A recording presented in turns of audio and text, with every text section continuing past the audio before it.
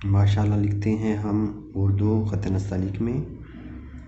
तो मैं यहाँ पे मीम जो है इस तरीके से बनाऊँगा, क्योंकि ख़ताती में ये वाली जो मीम है ये ज़्यादा लीजिबल होती है, खूबसूरत भी लगती है।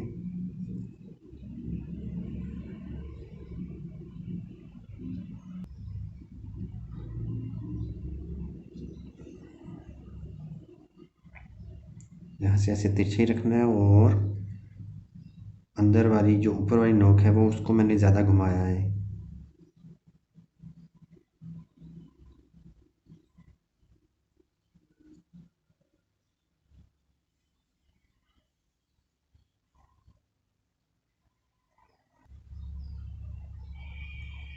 ये अलिफ लिखा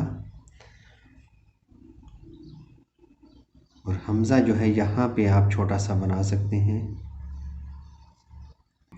अब अल्लाह जो लिखना है ये आप इस तरह वाला लिखेंगे।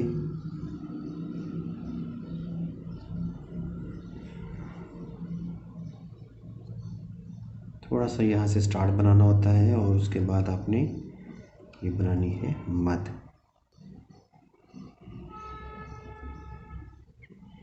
मीम के ऊपर ज़बर लाजमी, क्योंकि ये जगह फिल करनी है आपने।